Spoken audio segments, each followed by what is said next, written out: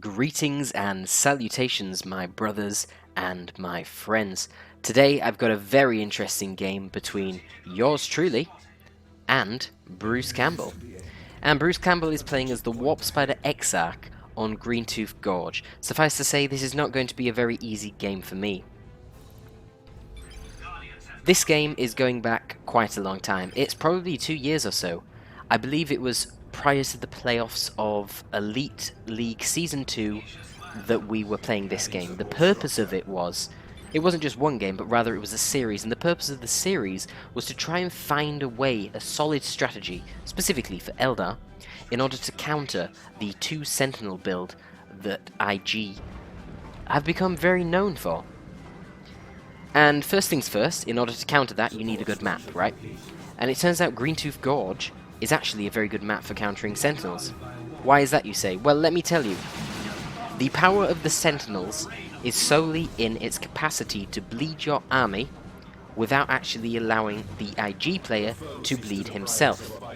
Therefore, if you can find a map and a build that allows you to build up your economy while still not bleeding your infantry, you are going to be in a good position. Now, Greentooth Gorge itself has a lot of garrisons, and it also has a lot of line of sight blockers, like here and all these large trees. And what that means is, you can hide your units behind them to prevent them from being shot at by the Sentinel. As he's doing here, he's blobbing up and he's focus firing my Lord General. The Sentinel cannot get proper DPS out, because whilst I'm at the front here, I'm not doing any DPS, so I've got a flank.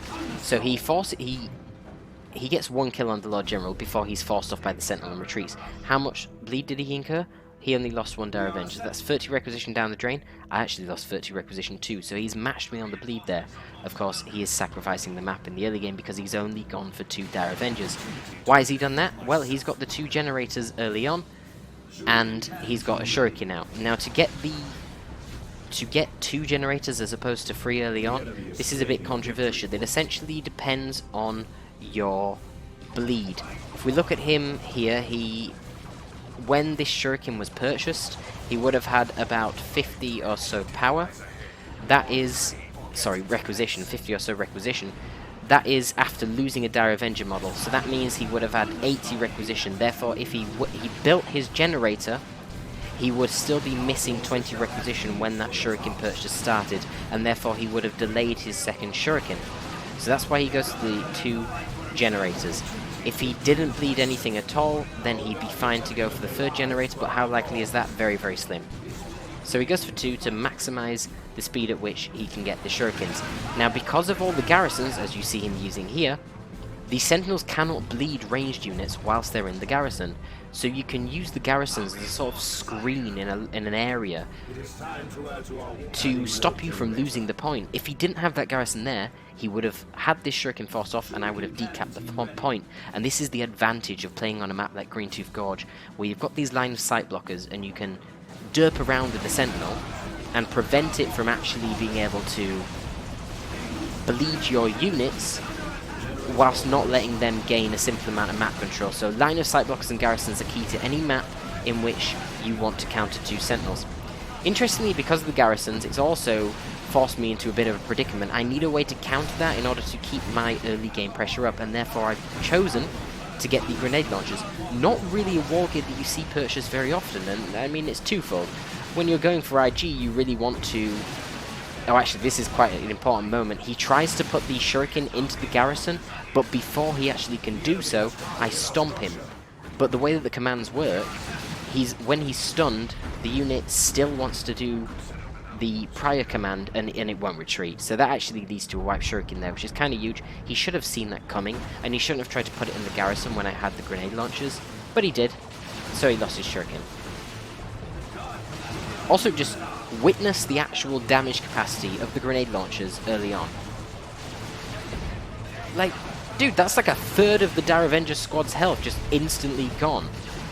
They're pretty decent, but the problem with them is, you want to go for a fast tier 1 into tier 2 with the Imperial Guard anyway. Especially when you're going for the 2 Sentinel build, the whole point is you don't spend a lot of power, so you get that fast Chimera out really quickly. By actually getting the grenade launchers, I am increasing my power expenditure exponentially. I'm only spending 30 power in the first place to get the double ground pound. So that's 66% more power just because I chose to get the grenade launchers. That's huge. This was a really sloppy play by me there. I seen the Dire Avengers sprinting in with high energy and 2 grenades above their heads. I guess I just got overconfident in putting the Lord General in the garrison, and so I lost them. Meanwhile, the Warp Spider X-Sack has been doing really good things on the back lines, trying to capture these requisition points, and he's been successful. It's good for him to prioritize the requisition. Oh, it's gonna bite him in the arse here though, because the Sentinels are gonna chase him down and kill him in retreat, which sets Bruce back another 250 requisition. But it's not really a big deal because he's been doing a really good job mitigating his Dire Avenger bleed, which means even after losing that 250 requisition, we can see he's not actually delayed in tech much at all. In fact, he's not delayed in any way by that loss of the 250 requisition. But this is also why it's important to capture the rec points. He got that power down early, and remember I did bash 1 generator, so he would actually have more power than he does at the moment had he not allowed me to do that. And frankly, he probably wouldn't have allowed me to do it if he didn't go for that really bad shuriken positioning there. So you get ample power just from what you build in the early game here. So then, when the Sentinels are bleeding your Dire Avengers and really trying to hurt your requisition economy, you need to focus with the Warp Spider to capture the requisition. And always have the Warp Spider or any other hero that you're using when you're fighting 2 Sentinels away from the majority of your army. This forces the Imperial Guard to split up, and when he splits up, it makes the Sentinels a lot easier to deal with. If the Sentinels are on their own, they're nowhere near as good. You really do need the repair support for them to be effective. Likewise, the Guardsmen themselves on their own are not really that strong. They'll lose one-on-one to pretty much every squad. So splitting them up like he's doing here is absolutely vital. And he did really well with a shuriken reposition here. He knew the Sentinel was coming. I obviously was trying to get around the back and stomp it forward and just cause more bleed to him. But he was privy to it, and I wasn't able to achieve that.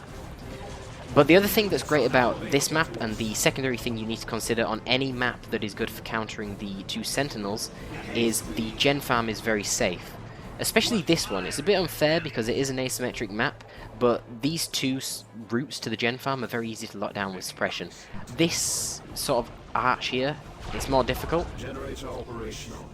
But in general, you want a safe farm, so you want it to be defensible in terms of, is it open, is it easy to shoot from a distance, can I lock it down with shurikens, but also, rather simply, the distance from your gen farm to the enemy base. The greater the distance, the harder it is to bash. I mean, that's just very intuitive.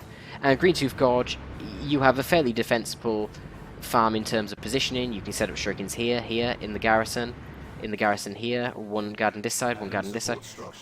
And it's very defensible, and the distance from base to the actual gen farm is huge. So where are we at the moment? So he chose not to replace any of his units that he lost. He's only just spending his requisition now to get generators. He's gone for the fast Falcon because he knows that I am going to go for a fast Chimera. Note that just because the Chimera is meeting Dire Avengers that cannot do anything against it, he does not retreat instantly. He's delaying my Chimera. This is really key to the matchup. You cannot panic. He didn't need to retreat instantly. He lost no models, but he fleeted away. No, he wasn't obviously going to get that decap. He knows that. But it stopped my Chimera from just instantly forcing off the Dire Avengers and driving straight over to the gem farm to bash it. Really important little plays like that. Again, he knows he can't do anything here. He can't kill the Chimera, but by pressuring the Sentinels, he can protect his map control on this side of the map, and he can force the Chimera to come over here rather than me walking down here and getting more gem bashing off. Now, I will say that I don't particularly agree with the choice of the Falcon, though it's going to be somewhat effective in this instance because it's going to get the snipe on this Sentinel, so that's 1 Sentinel down for me. And you see 100 requisition disappearing because of the melter gun purchase that I'm going for. And presumably a missile, yeah, missile launcher too, and I've got the Commissar on one of the Guardsmen, but not both of them. But the thing is, the 2 Sentinel build, its pressure is very much based on tier 1. At this point, with the Commissars and the Guardsmen as well, I actually am starting to build up quite a high amount of population. In fact, at this point, for the first point in the game, I am surpassing the Eldar in my population cost. Furthermore, the Dire Avengers now have their Exarchs, which grants them a fairly significant increase in HP from the Exarch himself, but crucially, the 15% range damage resistance. This means that the Dire Avengers no longer will bleed half as much as they did in Tier 1, and the Sentinels, had they kept their lasguns, as well as the Guardsmen, are going to find it much more difficult to bleed the Dire Avengers. In contrast, the Falcon, and the higher DPS of the Dire Avengers now in Tier 2, will bleed the Guardsmen a hell of a lot more. Therefore, you start to get an economic advantage in Tier 2, and so the IG player is trying to do as much pressure as he can in the early game to close out the game when he can. The longer the game drags out, it puts you in more of an advantage. This doesn't apply just to Eldar, it applies to many races. I say it applies to every race except from perhaps Orcs and Tyranids. Regardless, on the choice of the Falcon, it is doing quite good here, but I feel like it's extremely risky. You don't know when I'm going to get Melter Stormtroopers. If I get Melter Stormtroopers behind it in an instant like this, it's instantly going to die.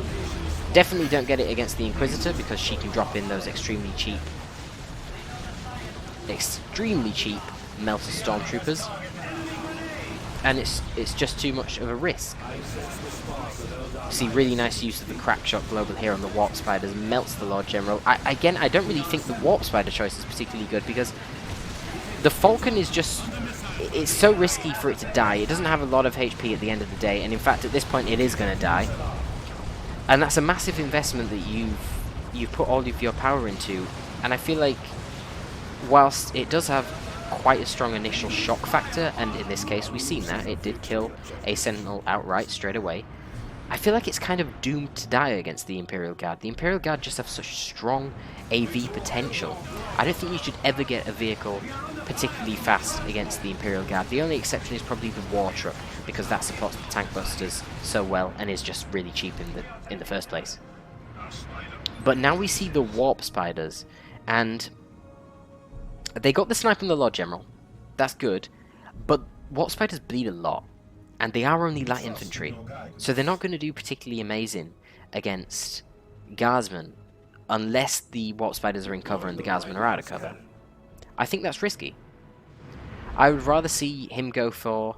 I'd rather have seen him go for the Wraith Guard in place of the Falcon, and then instead of the Warp Spiders, getting perhaps an Autarch to compete with the map control, constantly harassing me, doing the job of the Warp Spider in Tier 1, send the Autarch wherever the rest of my army is not. I suspect that he got the Warp Spiders because he wanted to snipe the Sentinel, and hey, they do it. They get the Sentinel killed, especially with the Crackshot synergy. It's a very powerful combination. I do think the Warp Spider is the best Eldar hero against the Imperial Guard. Crackshot is extremely strong, and it's not just with Warp Spiders for sniping Sentinels. As I say, if you go for Wraith Guard, Crackshot on Wraith Guard can be absolutely brutal. It can kill the Chimera extremely easily, and of course it can wipe Catachans, Stormtroopers, it can kill them in literally one volley from great distances. Very powerful combination. We see that Bruce is choosing to replace the Falcon. Not actually a bad idea at this point, and this is what I say about the vehicles in general against IG. You want to get them later in Tier 2. The reason why it's so much better at the moment is because I no longer have any Sentinels, so I can't just easily purchase the missile launchers and deal with the Falcon that way. So it's going to demand a more powerful response from me. Perhaps I'll get some sort of heavy weapons team with a las cannon, and then when I get the heavy weapons team with a las cannon, then you can get your Autarch. The Autarch in big engagements will provide her Scorpion's shield, which makes the Dire Avengers even more durable and resistant to ranged fire.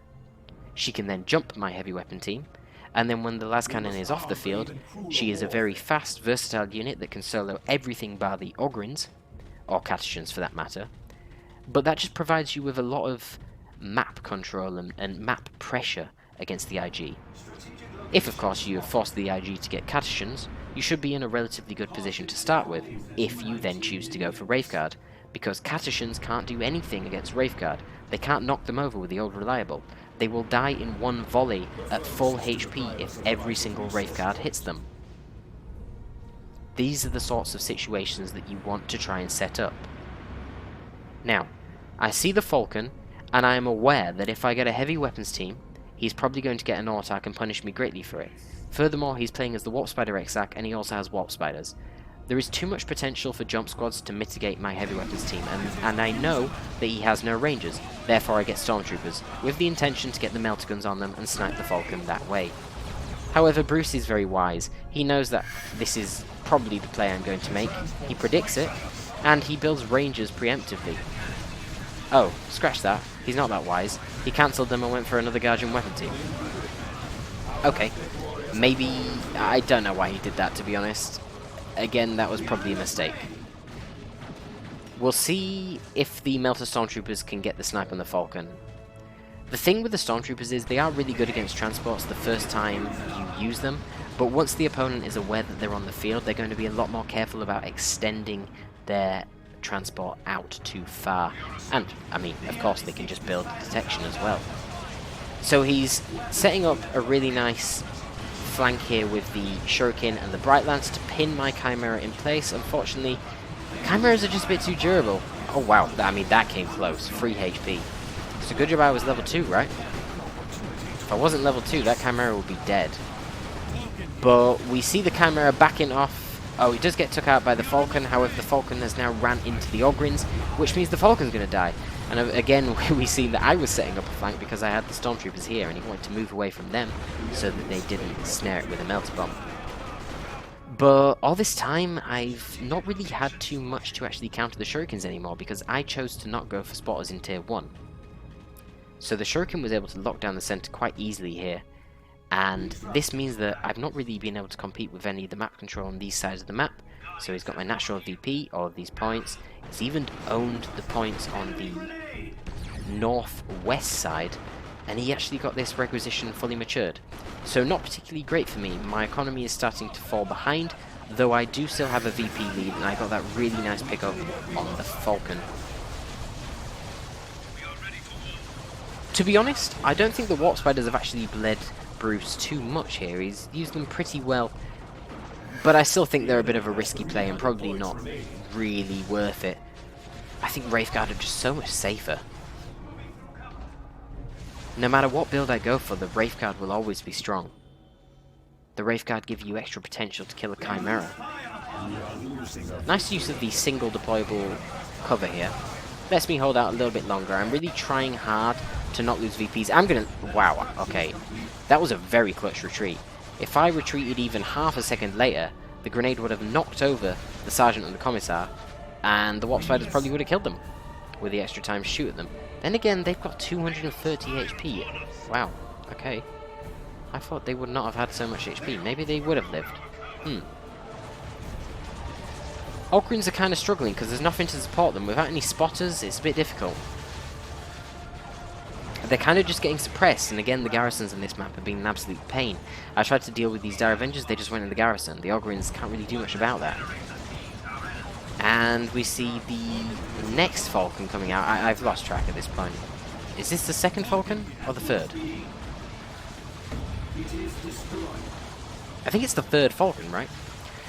Regardless, I chose to go for Tier 3 rather than getting spotters, which would have helped me counter these Bright Lances and Shurikens a bit easier.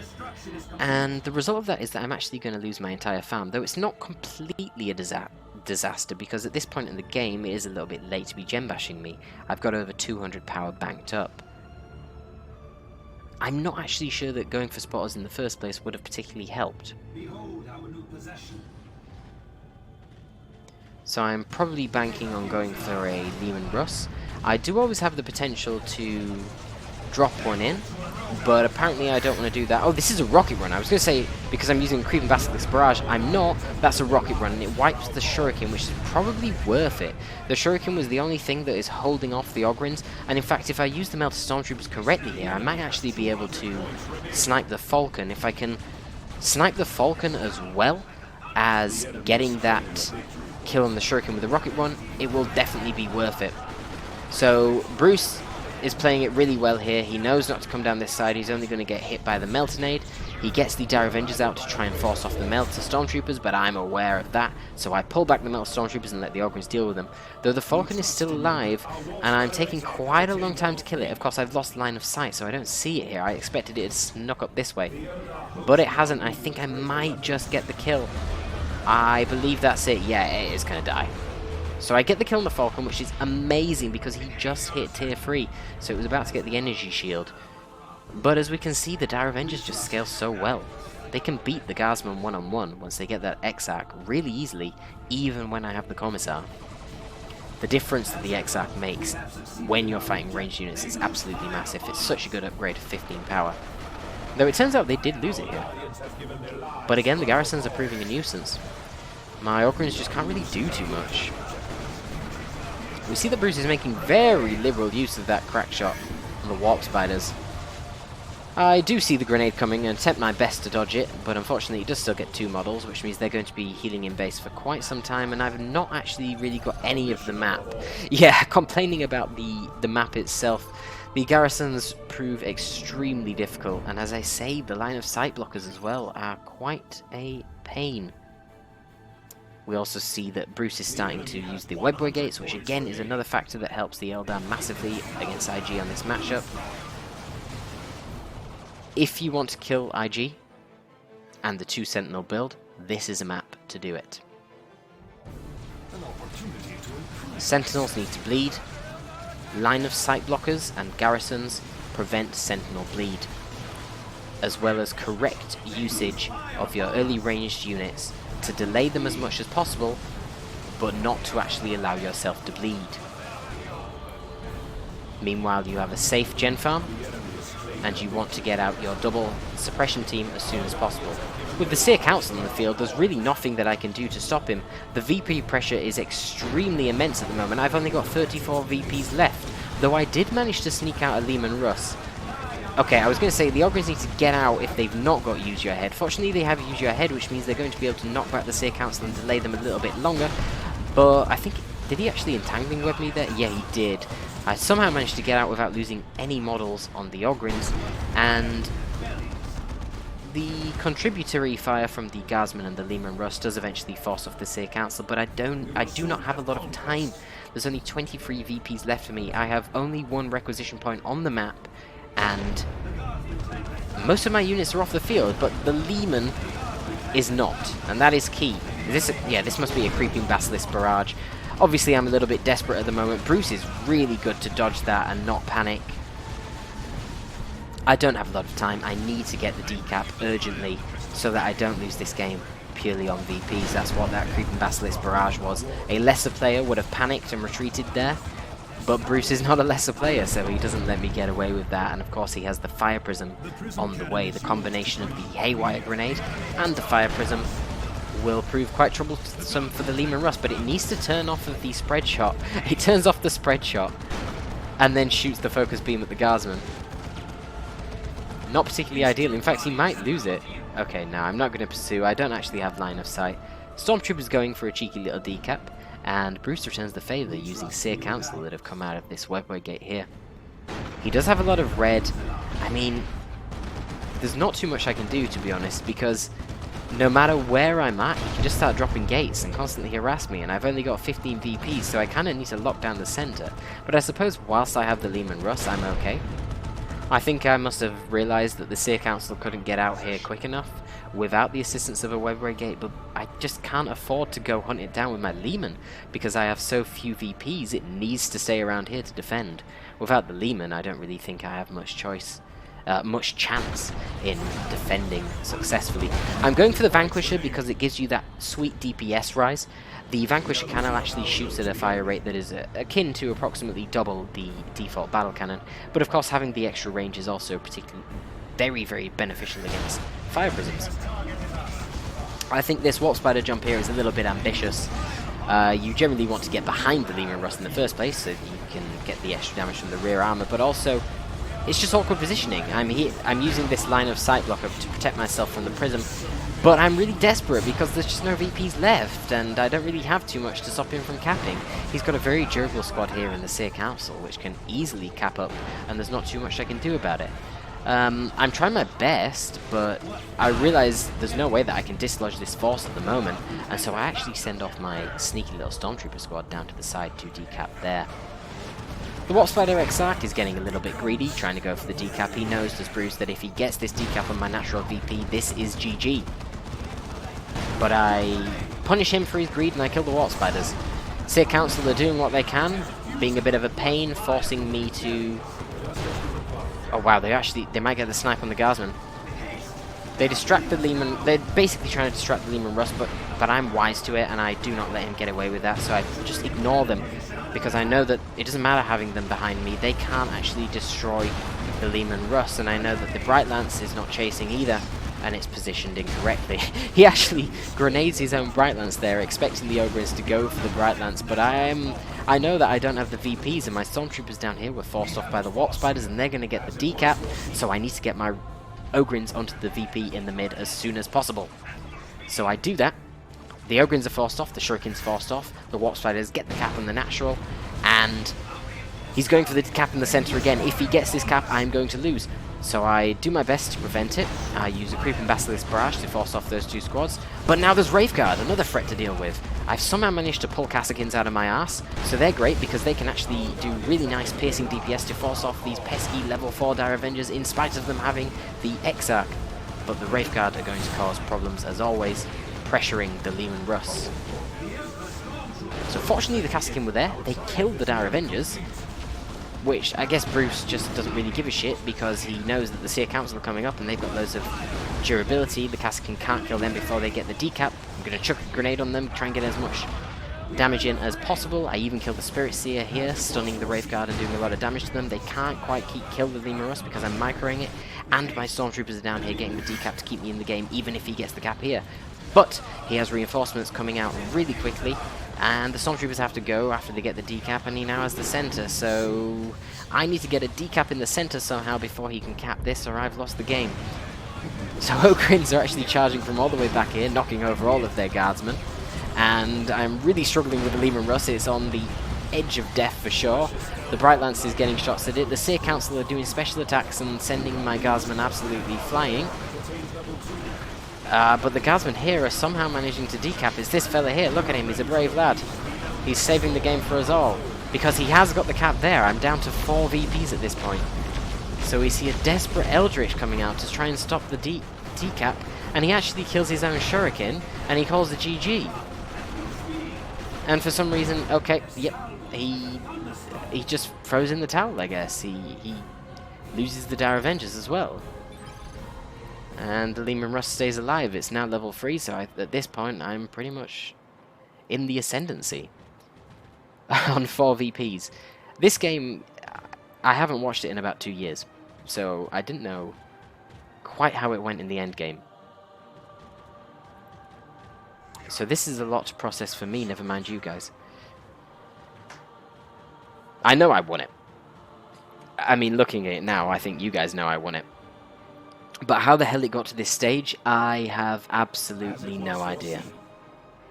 I think, in fact, at this point, maybe Bruce has even quit the game.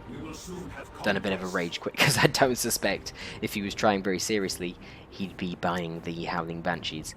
But we can take this time, regardless, to talk about the 2 Sentinel build and just reiterate really quickly why this is a great map and what you want to look for in maps to counter the 2 Sentinel build. What is it you look... Yeah, he has dropped. What is it you look for in a map to counter 2 Sentinels? You want a map that allows you to mitigate the advantages of 2 Sentinels. What is the advantage of 2 Sentinels? Bleed. If the map has a defensible power farm that is hard to bash, you've got a good map. A good map for dealing with 2 Sents. If the map has garrisons that prevents the Sentinels from bleeding you, that's a good map. If the map has line of sight blockers, that's a good map. You don't want a map that's overly large. Sentinels will be difficult to deal with on large maps because they don't retreat, whereas your units will have to retreat if caught out of position by the Sentinels to prevent them from bleeding. Therefore, if you're playing on a map like Greentooth Jungle Redux or Leviathan Hive, you're going to struggle, because remember, the bigger the map, the more time it takes to get back to your base when you retreat, and the more time it takes for your units to get back out onto the field. So keep those principles in mind when countering that IG build. Additionally, when you're playing the Eldar, what do you do when you get to tier 2? You get Wraithguard. They counter everything that the IG can get. What do you not do? Never, ever buy a Walker as your first tier 2 purchase against IG. Do not do it. Their AV is far too easy to field. They have so many forms of soft AV that, when combined, can easily handle a walker, but they kind of want to get them anyway. Things like the missile launcher on the Sentinel, things like the autocannon on the heavy weapons team, and all of the upgrades that IG heroes can get in tier 2 that do AV. The melter guns, the power claw, and the inferno pistol all have a lot of utility against infantry. So you do not want to get that walker. You can get the walker, but you only do it when you have a sufficient force to deal with their composition. Meaning, you have Wraithguard, you have double suppression teams, so with Eldar that's going to be your Shurikens. You have fully upgraded Dire Avengers that can trade well with the Guardsmen. Having such a composition will allow you to snipe the Sentinels.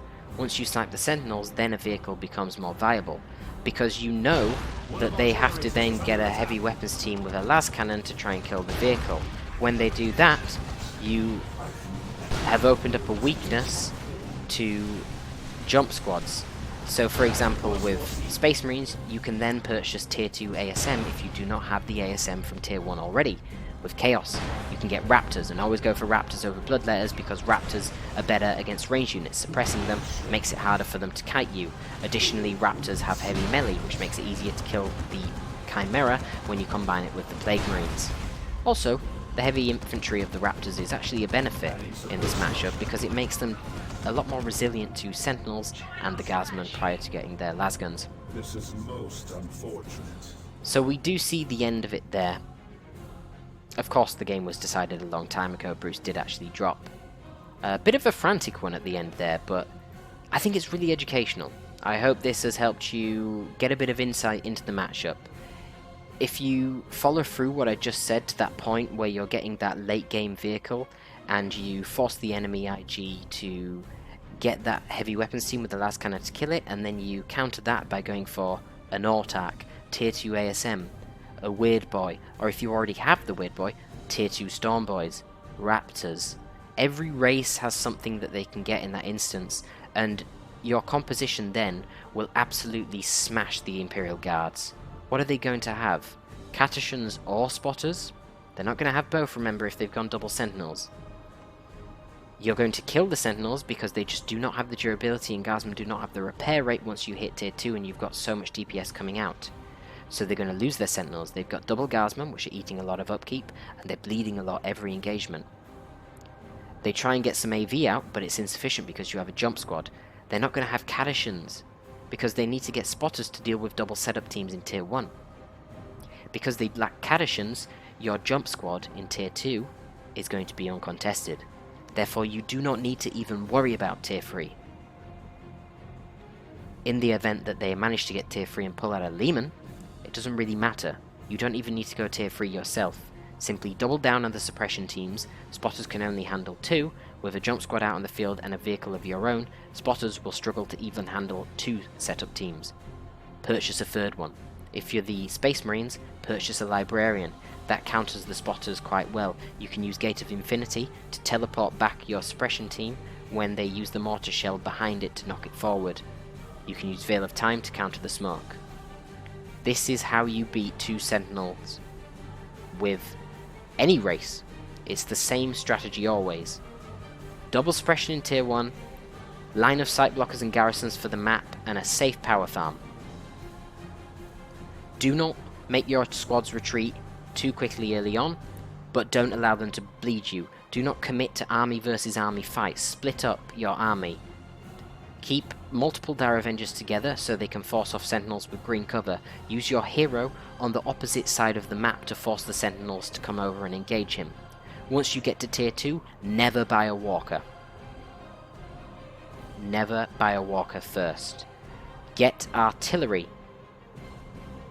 Once you have a sufficient composition to snipe the Sentinels, which you will, then you can choose to get your vehicle. That will force AV out that you can then counter preemptively with a jump squad. Stormboys, Raptors, ASM, Autark, Melee Raveners. You have options with every single race. Utilize them.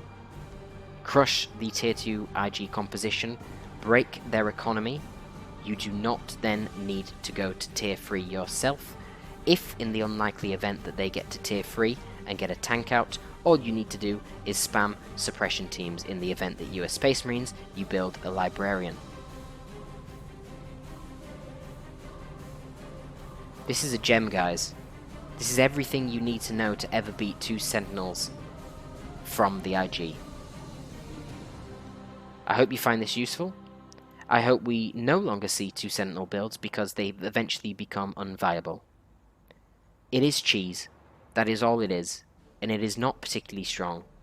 It will not win you leagues. Twala Lee learnt the hard way. Torpid out.